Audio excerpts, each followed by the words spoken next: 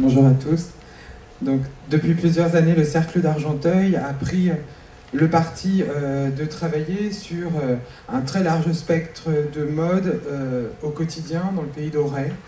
L'implantation en Bretagne du Cercle d'Argenteuil est située autour de Pluvigné-Camors. Et du coup, on est sur une zone tampon entre les modes de Beau et la mode d'Auray. Et depuis 2016, donc on a commencé un travail sur les différentes modes vestimentaires au quotidien de ce terroir-là. Et donc l'année dernière, j'avais présenté des paysannes de Carnac représentées par Valerio à Carnac vers 1860.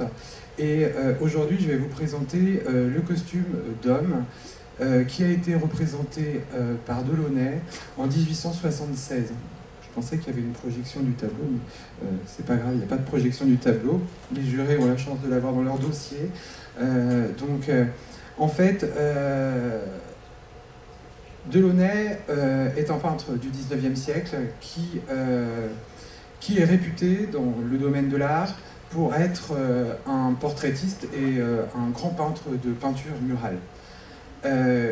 Il était né à Nantes et donc il est revenu souvent en Bretagne. Il a fait une production de quelques tableaux, de beaucoup de dessins, notamment sur la presqu'île guérandaise et les paludiers. Et on a la chance sur le tableau en question, qui est conservé au musée des Beaux-Arts de Nantes, de se voir représenter un paysan du pays d'Auray. Et surtout, Delaunay sauve certainement ce paysan de l'oubli, puisqu'en fait, Delaunay prend le temps d'inscrire en bas de son tableau, ce qu'il ne faisait jamais, Johann Loïs.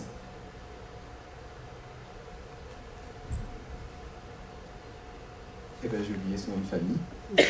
Vous devez l'avoir. Tanguy Aradon, 1876.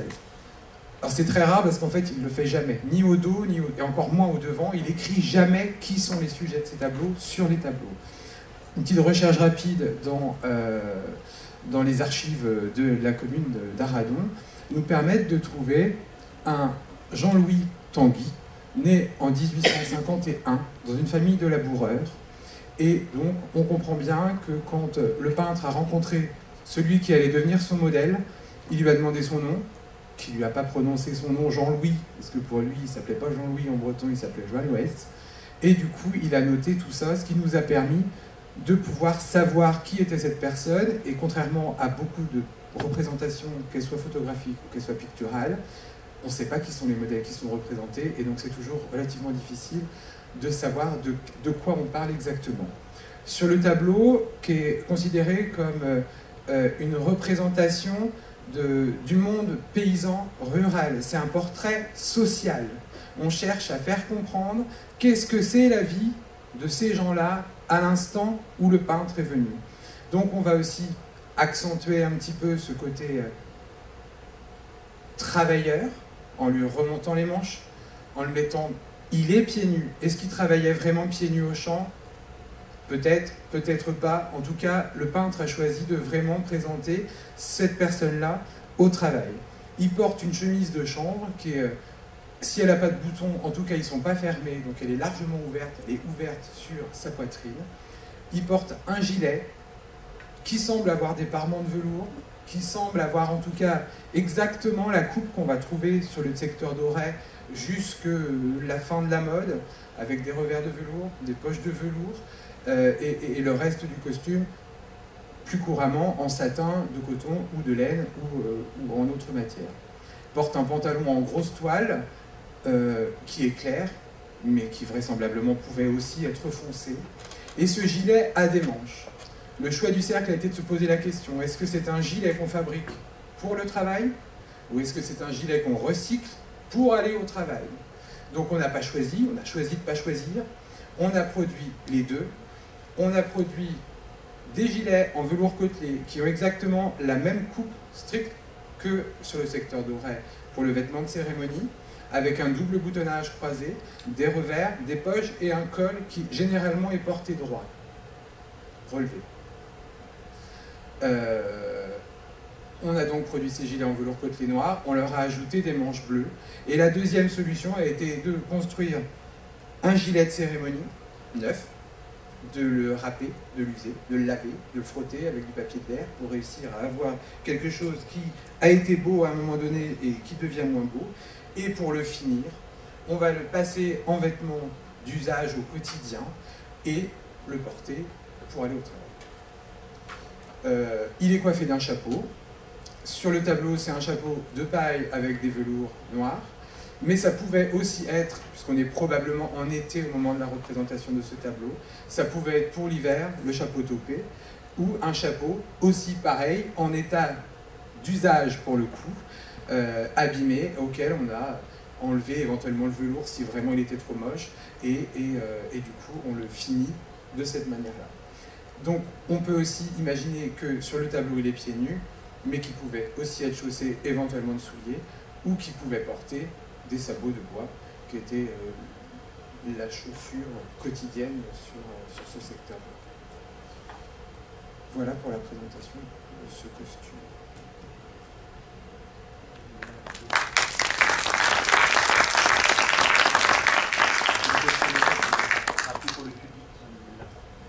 Ah oui, la question qu'on a choisie, ouais. C'est ça. Donc on a choisi de traiter l'évolution du chapeau des hommes à travers ce qu'on peut trouver aussi sur notre secteur. La première représentation vraiment compréhensible du chapeau de l'homme dans le pays d'Auray, c'est par Lallès. Et donc c'est un chapeau qui a beaucoup de monde posé vraiment des questions puisqu'il est quand même immense. Et on peut aussi se demander, parce que Lallès voilà, est une source considérée comme fiable, c'est sûr aujourd'hui. Maintenant, voilà, on pouvait se poser des questions. Donc sur le secteur d'Auray, j'ai jamais trouvé de chapeau aussi grand que celui que représente Lallès. Par contre, en collection, on avait les deux chapeaux qui sont ici. Donc chapeau de Malétroit, qui est en paille tressée façon pomme de pin. Il y a vraiment un système d'écaillage. Je ne sais pas si vous vous en rendez bien compte du travail de paille qui est fourni ici, mais c'est assez particulier. Et on a la représentation aussi dans le Lallès, et il y a une version là-bas, du coup, en feutre noir aussi, agrémentée des rubans également. Ces deux chapeaux viennent à l'origine de la collection Parent à Nantes, et du coup, ont été en tout cas étiquetés à l'intérieur quand ils ont été rachetés pour une autre collection particulière, étaient étiquetés comme Malétroit. Ici, on a la reproduction qu'on avait fait en 2018 pour des modes et nous, du chapeau qui est représenté dans le Lallès à Pontivy. Donc on voit qu'on est quand même sur des amplitudes qui sont assez énormes aussi, et qui sont vraiment très particulières. Et d'ailleurs, on trouve aussi mention des chapeaux dans le secteur d'Auray, dans le livre de Gustave Flaubert et Maxime Ducamp, alors qu'ils ne sont pas des gens qui sont impressionnables en fait, hein, ils sont d'ailleurs, je vous invite à lire le livre parce que c'est assez représentatif de Parisiens de l'époque qui se déplacent en Bretagne avec leur vision assez restrictive. Donc je vais vous en donner lecture du passage sur le chapeau. Nous étions levés, nous allions partir, nous vîmes passer, mais nous ne l'aperçûmes que par derrière. Qu'était-ce par devant? Qui donc?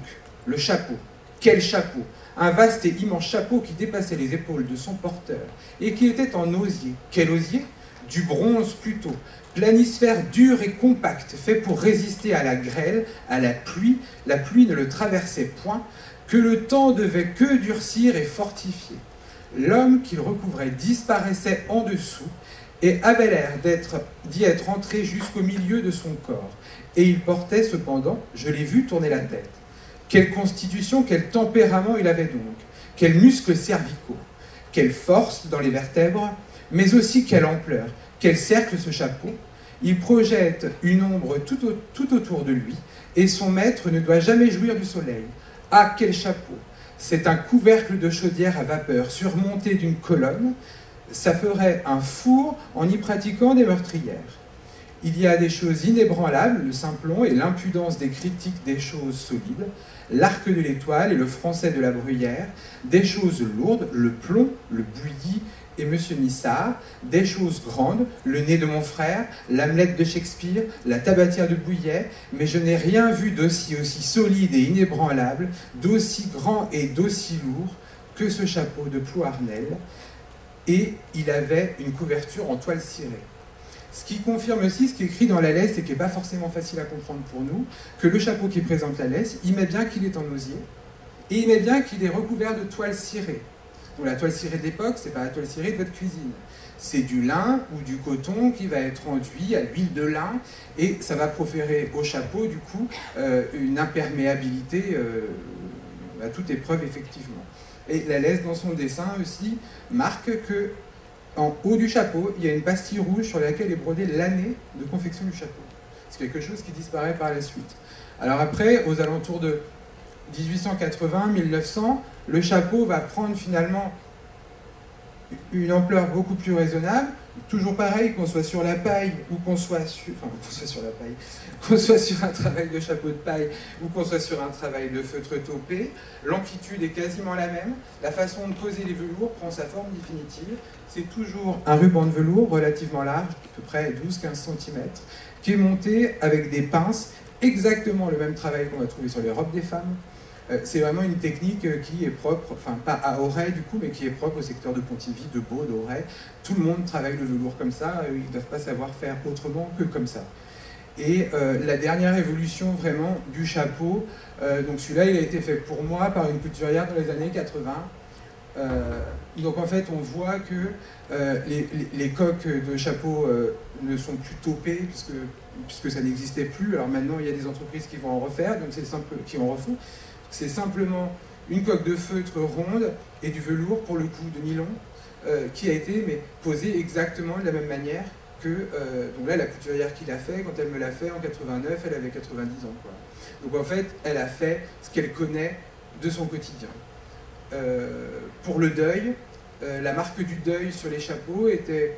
On sectionnait les guides et on venait couvrir l'ensemble de la calotte d'un crêpe noir, entièrement plissé, un peu dans l'idée des fronces de jupe de Plougastel, entièrement plissé et posé pour cacher l'entièreté de la garniture de velours.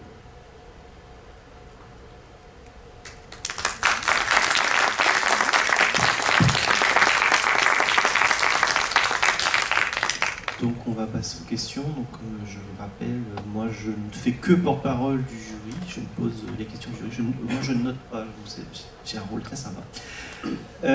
Alors il y a des questions qu'on a listées ce matin, la lecture du dossier dont on n'a plus la question puisqu'on a déjà eu la réponse. C'est assez magique. Une question par contre qui n'a pas été encore soulevée, c'est dans votre dossier, le jury marque que vous avez mis une seule peinture et il voudrait savoir si ces peintures a été croisée avec d'autres sources, alors soit fonds iconographiques, photos ou pièces anciennes pour justement étayer un peu plus le propos. Et pendant que Rommel répond à la question, le jury aimerait bien voir les deux messieurs le dos des vestes. Comme ça on fait d'une pierre deux coups, on voit le dos, il répond à la question. Alors, il n'est pas... le tableau est à peu près, en tout cas à ma connaissance, la seule source que j'ai pu... la seule représentation de cette façon de faire. Par contre, les témoignages qu'on pouvait avoir dans les familles parlaient bien de cette façon, en tout cas, qui du coup, moi, m'aurait porté plutôt à aller vers l'idée du recyclage de gilets de cérémonie que vers la fabrication de gilets en velours côtelé. Mais les témoignages, vraiment, nous disaient que, oui, on mettait des manches qui permettaient aussi de protéger les manches de la chemise en lin, et puis de se couvrir un tout petit peu plus que simplement en étant en bras de chemise.